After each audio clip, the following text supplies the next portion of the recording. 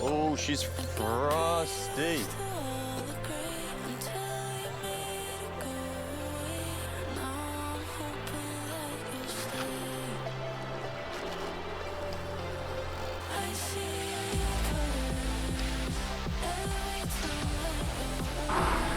So far, Taman's taken on us a new route, and I don't even know where the gravel is, but 10 kilometres in, haven't seen a bit yet.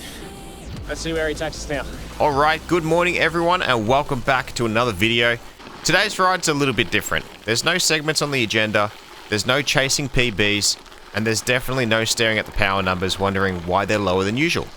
Today is just about getting out on the bike, exploring Lysterfield with the shop boys, and enjoying the ride for what it is.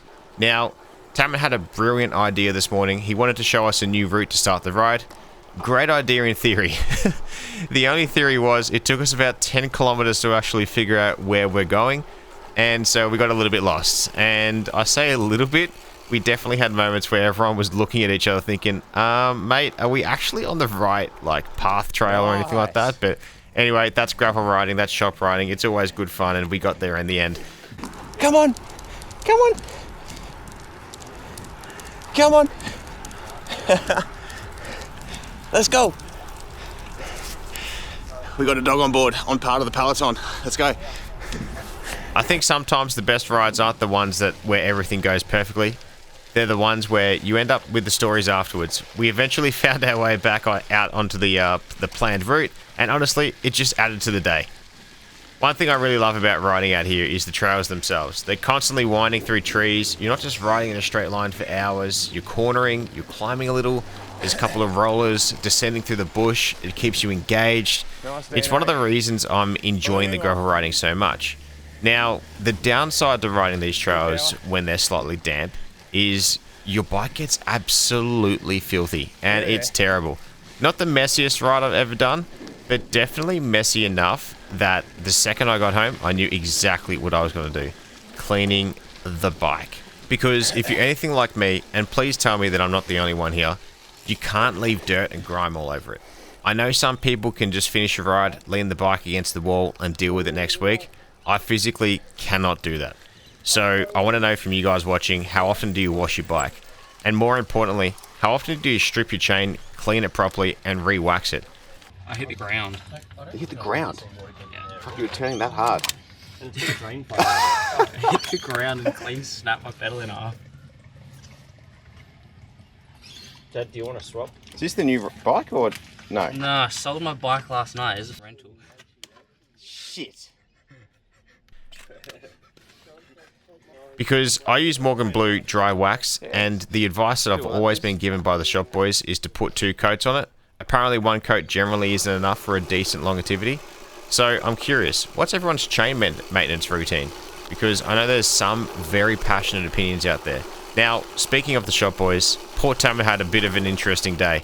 At some point through one of the tighter sections, he somehow managed to break the clip-in mechanism on the rental bike. I genuinely don't know how he did it.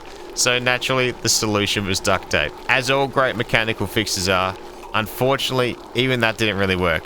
So for the rest of the ride, he essentially had one side clipped in and the other side acting like a normal flat pedal. And of course, it happened on the opposite side what he normally uses. What an absolute view this is. Phenomenal. Lysterfield Lake, I think it is.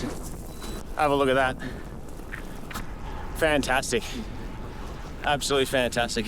Every single stop became a mental exercise for him. Okay, which foot am I putting down again? Oh, left one, the right one. Let me have a quick look down at the duct tape. Oh, it's that one. Okay, yep, no worries, we're sweet. To his credit though, he made it home absolutely fine, to no surprise. Watching that actually took me back to when I first started riding clipless pedals. I hadn't really ridden a bike properly since I was about 15 or 16 years old. Then, all of a sudden, 14 years later, I got back into cycling and decided, you know what? Let's add some clipping pedals into the mix as well. Yeah, because apparently I enjoy making life difficult for myself. I remember riding along Eastlink. On one direction, all the traffic lights are on the right-hand side, so you naturally get into a bit of a habit of unclipping your right foot, leaning that way.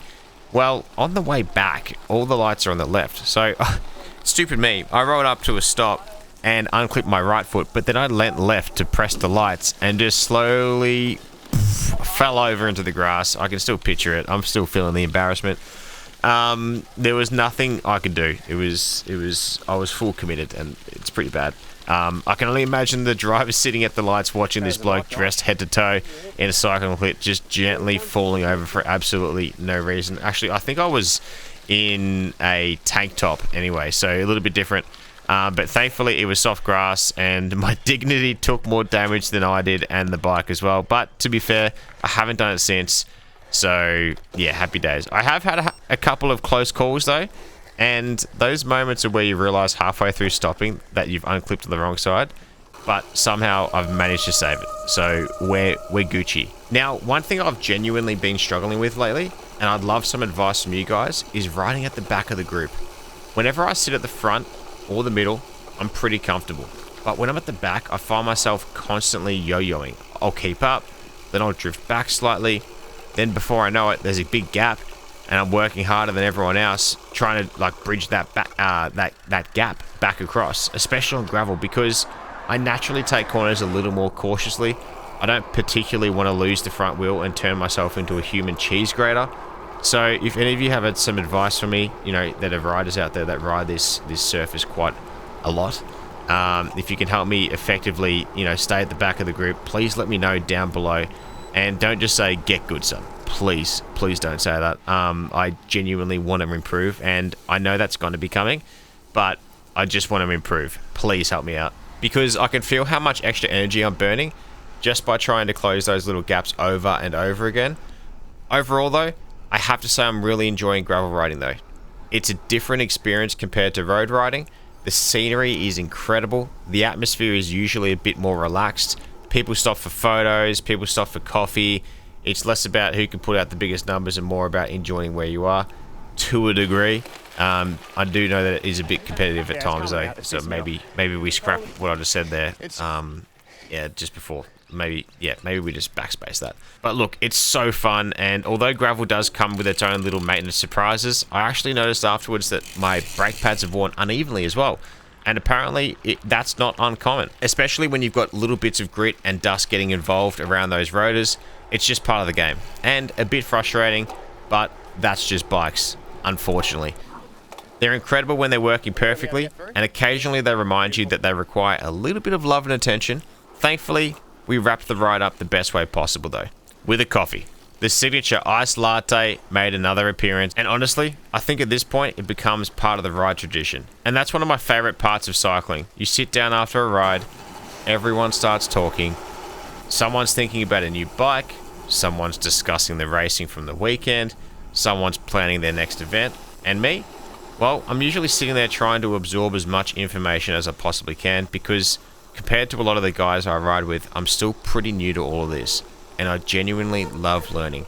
Whether it's bike maintenance tips, riding techniques, nutrition advice, pacing strategies, I just want to become a better rider. And having people around you who are willing to share their knowledge is honestly priceless. So if you watch this far into the video, I've got a few questions for you. How often do you wash your bike? How often do you re-wax your chain? Do you have a clip-in pedal fail story that's worse than mine? And if you've got any advice for riding more efficiently at the back of the group, I genuinely appreciate it. Thanks so much for coming along for another ride. I know today wasn't about chasing watts or trying to set records, but honestly, sometimes these rides are the ones that you remember the most. You know, just good trails, good coffee, good people, and a few funny stories along the way. If you enjoyed the video, make sure to like, subscribe if you're new around here. I'll see you on the next one. Peace out. Bye. That was a great ride. We had a good time on the gravel, bit of mixed, bit of this, bit of that. Coffee shop at the end as well, which we always look forward to, but some fantastic views on this gravel ride. It wasn't about chasing watts, numbers, being burnt out, all that type of stuff. It was more about a scenic route, a little bit wet. Bike's absolutely filthy. We're gonna have to wash that when we get home, because I'll tell you what, it is absolutely mucky as, and we're gonna get it before it starts drying off and it becomes a bit more of a problem and a task to get off. I also noticed that my front right brake was mashing down a little bit when I was braking, and I'm like, what's going on? So we had a quick look in the shop. It turns out that both of the pads at the front, one's a bit more worn than the other. So now we're gonna have to, and then also the rotors are a little bit more worn as well, and like, you know, shining over or whatever that's called. So we're gonna have to change those as well. And this week's annoying because like this week I promised myself, well, I didn't promise myself, but I kind of self-excluded myself like gamblers do from like the store, from spending money. And now this week I've had to spend more money. Next week, it's not happening. We're self-excluding. It's not going to happen. I swear to God, it's retail therapy. It's fantastic in the cycling industry, but it does hurt the wallet a little bit. But anyway, hope you guys enjoyed today's shop ride. I'll catch you guys in the next one. Remember to be safe, stay small as always. Boom, baby. Peace.